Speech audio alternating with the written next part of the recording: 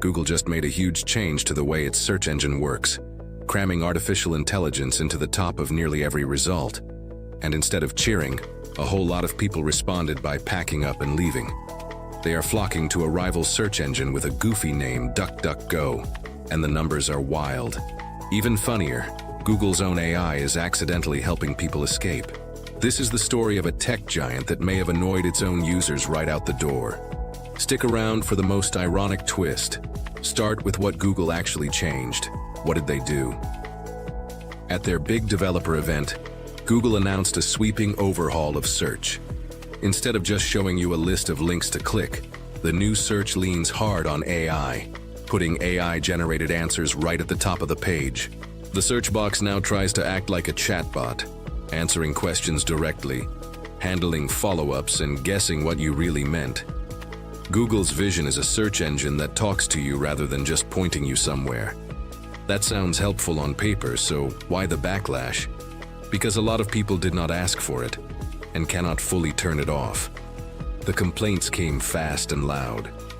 Users griped that the AI answers pop up even for the simplest questions, that they are sometimes flat out wrong, and that they bury the actual links people wanted. One frustrated person summed it up perfectly online, saying nobody asked Google to change the search box. They just asked it to fix the results. The internet was not happy. So where did all the frustrated people go? Straight to DuckDuckGo. This smaller, privacy-focused search engine suddenly saw a flood of new users. In the United States, app installs jumped by double digits week over week, peaking at around 30%. On Apple devices, the surge was even crazier, with installs spiking by nearly 70% at one point. People were not just grumbling, they were actually switching, and they kept switching for days, even over a holiday weekend when downloads usually drop. What was the big draw of DuckDuckGo? One simple thing, a search page with no AI at all. DuckDuckGo offers a special version of its search that strips out every AI feature, no AI answers, no AI images, nothing. Just a clean list of links, the way search used to be.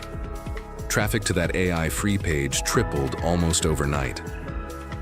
For a surprising number of people, the killer feature in 2026 turned out to be a search engine that simply leaves the artificial intelligence switched off. Now here's the twist that is almost too funny to believe. How is Google helping people leave? By accident, through its own AI.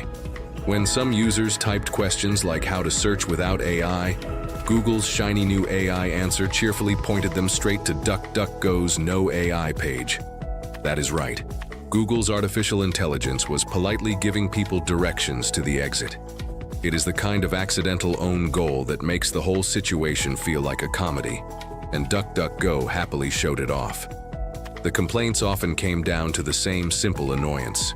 People wanted quick answers and clean links, but instead got long-winded AI explanations for things that needed none. Users joked that even searching a single basic word would trigger the AI to deliver a small essay on its meaning, as if everyone had suddenly forgotten how dictionaries work. For folks who just wanted to look something up fast, the constant AI chatter felt less like a helpful upgrade and more like a clingy assistant who would not stop talking. DuckDuckGo leaned into the moment hard. How did they react? With pure glee, the company posted online that people were not just complaining about Google's changes, they were leaving, and cheekily declared that it was time to fire Google. Its chief executive argued that Google was force-feeding everyone AI with no way to opt out, and that as a result, the search results were actually getting worse instead of better. For a small company taking on a giant, it was a golden marketing opportunity, and they seized it. But here is an important catch that keeps the story honest. Is DuckDuckGo actually anti-AI? Not at all, and this is key. DuckDuckGo has its own AI tools, including a chatbot that taps into models from several major AI companies. The difference is that DuckDuckGo makes the AI optional, something you turn on if you want it, rather than something forced upon you. The company describes itself as pro-choice, not anti-AI. Its whole pitch is simply about letting users decide how much AI they want, which clearly struck a nerve. DuckDuckGo also made the switch genuinely easy, which matters more than it sounds. Search habits are famously sticky, and most people never bother to change their default. So the company rolled out simple browser add-ons that let users lock in the AI-free search with a single click, removing the friction that usually keeps people glued to Google. By turning a vague feeling of annoyance into a one-tap solution, DuckDuckGo gave the protest a real way to stick, rather than fizzling out after a few angry posts online. This little revolt is also part of a much bigger mood. Is this just about search? Not really. There is a growing wave of pushback against AI being shoved into everything. People have protested plans for giant AI data centers near their towns, worried about the huge amounts of power and water they gobble up. Students have even booed at the mere mention of AI during graduation speeches. The Google search backlash is one loud example of a broader feeling that AI is being forced on people whether they like it or not. Before anyone declares Google doomed, though, a reality check is in order. Is Google actually in trouble? Honestly, not yet. Google still dominates search by a massive margin, handling the overwhelming majority of the world's searches. DuckDuckGo, even after its big surge, still holds only a small sliver of the market. Google also points out that its AI answers have been around for a couple of years, and that a basic link view still exists, even if it is not the default. A spike in installs is not the same as a real shift in power. Still, the moment matters more than the raw numbers suggest. Why does this story count?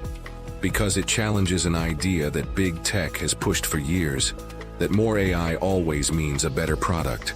DuckDuckGo is betting on the opposite, that some people will happily choose a service precisely because it adds less AI, not more.